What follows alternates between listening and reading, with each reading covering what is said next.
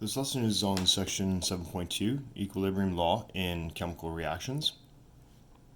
Equilibrium law was first discovered in the mid-1800s. A couple of scientists found that no matter the initial concentrations of reactants, so no matter how many, what the initial concentrations of reactants were, the products and reactants always ended up in the same ratio of concentrations at a specific temperature. So they put in a certain amount of reactants, and then over time, as equilibrium developed, the products and reactants always ended up in the same ratio of concentrations, again, at a specific temperature. So they developed the following general equation. So for the general chemical equation, so say they have reactants A and B in some equilibrium system with C and D, and given the stoichiometric coefficients A, B, small c, small d, these two scientists discovered the following law, which is big K sub c, and this sub c is sometimes omitted and it's just written as K, but the equilibrium constant is given as the ratio of reactant concentration, so these square brackets mean concentration, raised to the stoichiometric coefficient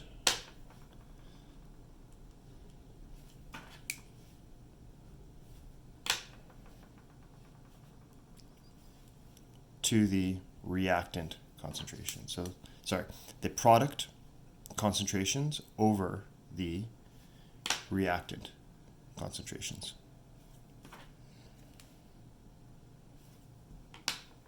And so this right here, this right here is called equilibrium law.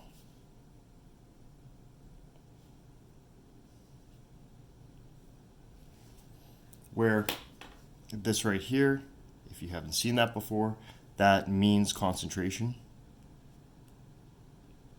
in moles per liter. So again, the equilibrium constant is the product concentration raised to their stoichiometric coefficients over the reactant concentration raised to their stoichiometric coefficients, where A, B, C, and D, they are reactants and products. A, B, C, and D, small a, B, and C, or D, are the stoichiometric coefficients. And K is called the equilibrium constant.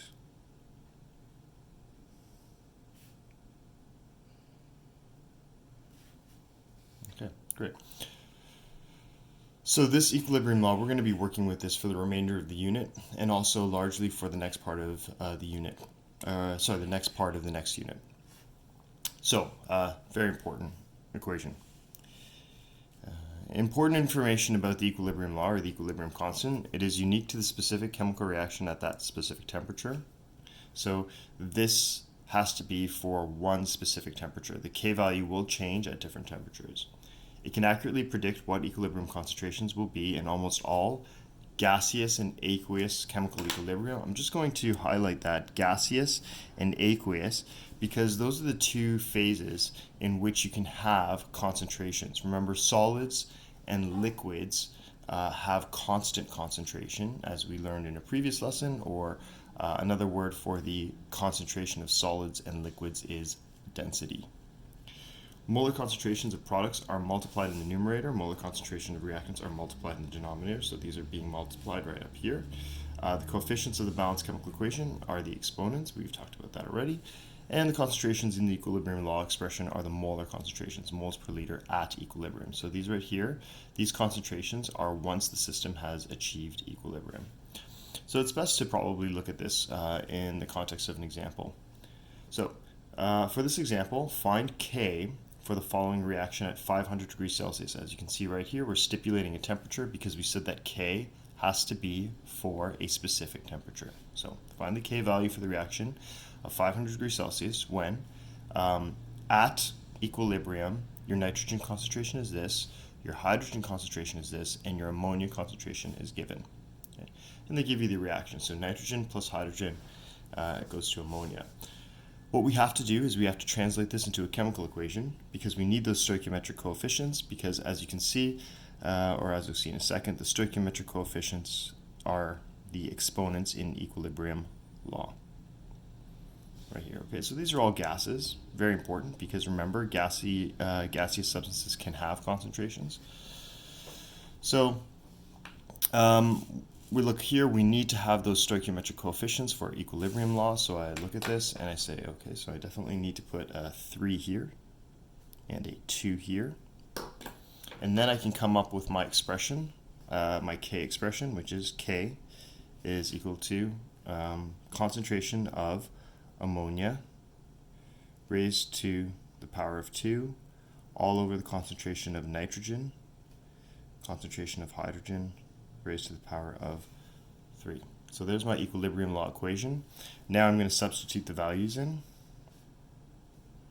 So K is equal to, the ammonia concentration was 2 times 10 to the power of negative 4 squared over nitrogen, 1.5 times 10 to the negative 5, multiplied by hydrogen, which was 3.45 times 10 to the negative 1. And the hydrogen has a stoichiometric coefficient of 3. So as we can see for equilibrium law, I have to raise this to the exponent of 3. And then we can calculate K. And we find that K is equal to 0.0649. And in general, with the equilibrium constant, we omit the units. Units are typically omitted because they're more or less meaningless in this case. We're just looking at a ratio of products to reactants, and depending on the reaction, the units would actually change. Okay, so big K must not be confused with the little k that we learned in the previous unit. The little k that we learned in the previous unit was the reaction constant, the reaction rate constant. This is big K. This is the equilibrium constant, so sometimes given as K sub C, just to make sure that there's no confusion. Okay, we could also look at the reverse reaction as well, right? Because we wrote this for the forward reaction, but we know in equilibrium that both the forward and the reverse reaction are happening simultaneously. So how do we calculate the equilibrium constant for the reverse reaction? It's actually fairly simple. What we have to do is we can just flip the numerator and denominator, so take the reciprocal, because in the reverse reaction, this becomes a reactant. So NH3 would be in the denominator, and in my numerator, these would be my products if we are going backwards. So we have N2 and H2 raised to the exponent of 3. Okay, and I just noticed I made a mistake here, so I need to change that to a 2. Okay, so as you can see now, I've corrected it and I've put the 2 there. Okay, again, you would just substitute your values in, and you find that you would get 15.4. Again, units are omitted, and that is for the K value for the reverse reaction. The final question says, what's the relationship between K and K prime for a specific reaction at that temperature? So if we look at this, we did K going from left to right, and K prime was going from right to left. And as you can see, they were just the reciprocals of each other, so we can actually write that as follows. Kc is just equal to K prime C to the negative 1. And another way of writing that relationship is if you take Kc and you multiply it by K prime C, then you should get 1, right? Because if you take a number and multiply it by its reciprocal, it will always yield 1. Just taking a couple of seconds to review on this page. The important things here is that we set up the equilibrium law equation, understanding that it's the ratio of product concentrations over reactant concentrations raised to the stoichiometric coefficients. We said that it has to be at a specific temperature, so the temperature has to remain constant, and then we calculated this, right? And remember that we're looking at this for gaseous and aqueous systems, because solids and liquids have constant concentration, which is called density, and that's what we are now going to segue onto the next page. So on this page, we're looking at heterogeneous equilibrium constants. In a heterogeneous reaction, the reactants and products are in different phases. So for example, you could have products in the gaseous phase, but the reactants in the liquid phase. So we have two different states. In this case, we have gas and liquid, but they could vary as well. If this is the case, the equilibrium constant is written in a different way. Let's see what happens when we have an equilibrium constant for the electrolysis of water. So in the electrolysis of water, we're applying electricity to liquid water, and that will separate into hydrogen gas and into oxygen gas. But as you can see, they're in different phases because the products here are in gases and the reactants are in liquids. So again, I can write my equilibrium law expression, which is Kc is equal to H2 squared over O2 all over the concentration of H2O, right? What you should see, and that has to be squared because as you can see, the stoichiometric coefficient there is 2, right?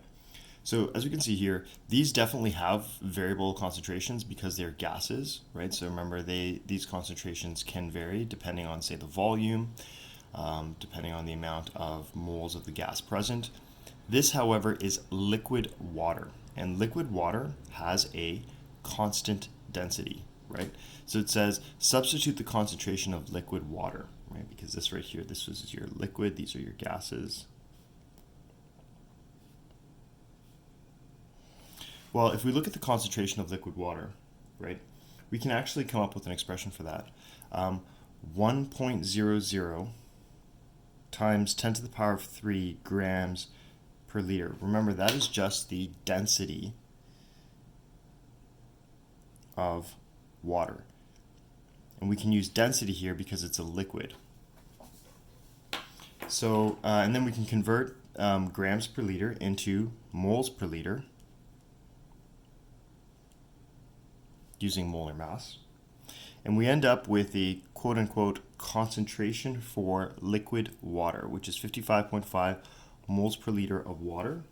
But remember that because this is a liquid, this doesn't change, right? So this does not change. Therefore, it's a constant. So in the denominator of the equilibrium law, we have a constant value. And so that, what we can do here is, since the concentration of liquid water is a constant, the equilibrium constant for the system can be written as follows. So if we have Kc, and we have H2 squared O2 all over 55.5, and remember, that's going to get squared. But because this is a constant and this is a constant, we can combine them.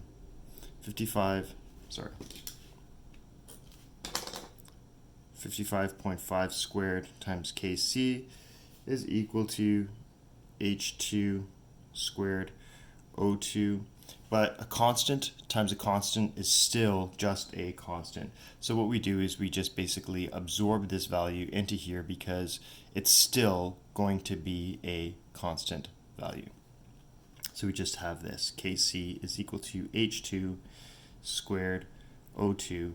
And as you can see now, this new Kc has basically absorbed the concentration of water.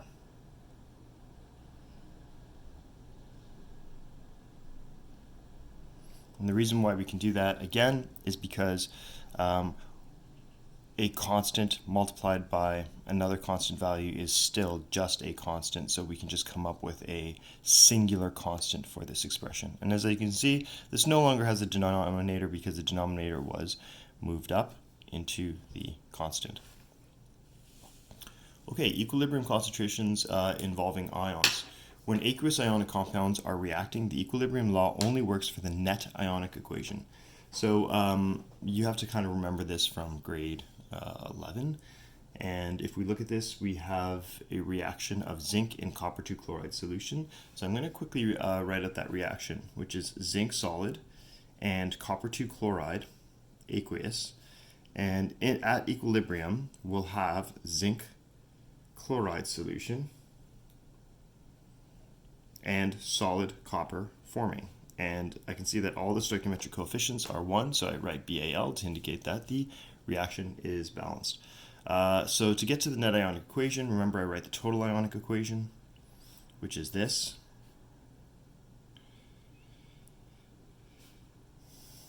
Any aqueous compound I will split up into its constituent ions because aqueous substances will dissociate.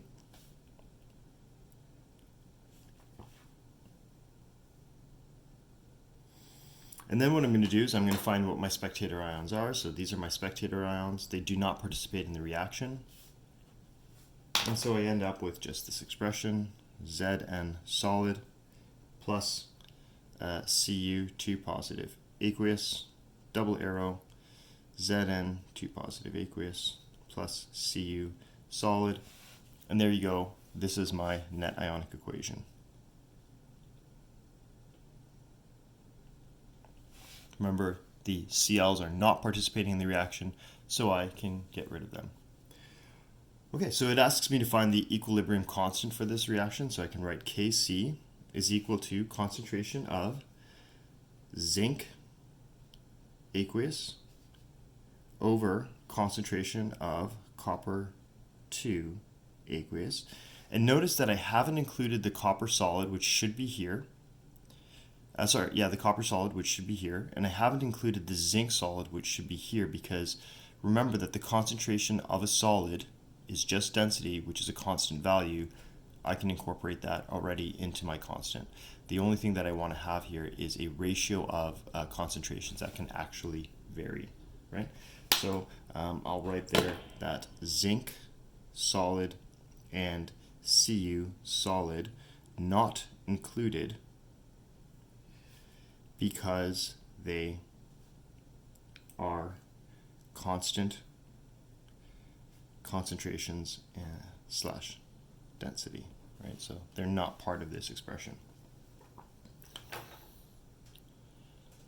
All right, so if I just go over here, I'm going to look at equilibrium law, and I'm going to rewrite the expression Kc is equal to concentration of C raised to some exponent C, concentration of G raised to some exponent D, which is the stoichiometric coefficients, A and B. Okay. Notice that there is only 4 species here, but you can have as many species as are in the reaction. It's not limiting. So we can look at the value of Kc and deduce something about the equilibrium system just by looking at how big or how small K is. So if Kc is, this means very large, so much larger than 1. So if you're not familiar with this, this means much larger than 1. Then at equilibrium, what does that tell you? Like when equilibrium forms, if this number is very big, well, what does that mean? That means that the concentrations of your products at equilibrium tend to be big, and the concentrations of your reactants tend to be small, right? So because a small denominator will yield a big number, and a big numerator will also yield a big number, right? So concentration of products is high. Concentration of reactants is low. So if the concentration of your products is high and the concentration of your reactants is low, we say that the forward reaction is favored. Okay. So that means that the reaction going forward happens more than the reaction going backwards. The reaction going backwards happens at the same rate, but what happens is you end up with larger concentrations of, at equilibrium, you end up with larger concentrations of your reactants than you do products. If you have Kc equal to 1, so then at equilibrium, basically you have concentration of reactants and products approximately equal. Okay, approximately, and I say that because we have to take into account stoichiometric coefficients in the reactants as well. But if you have a forward and reverse reaction that yield a Kc of 1, then you could say neither forward or reverse reaction is favored. And finally, if your Kc is much less than 1, then that means initially the forward reaction does not happen very much, and so it achieves equilibrium quite quickly because not a lot of products form, right? You put in your reactants, a little bit goes to products, and then it stops because now it's at equilibrium, and so your products have very small values, your reactants still have very large values because they haven't been used up very much to form the products, and so we would say at equilibrium,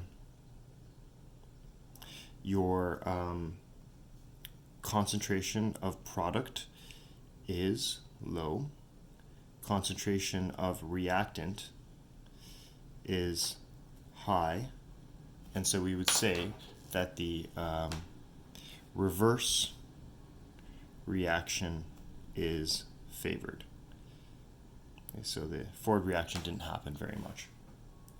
Okay, so this gives you a perspective of the equilibrium law equation that we will be using, like I said, for the rest of this unit to perform our calculations for equilibrium systems. Thanks for watching.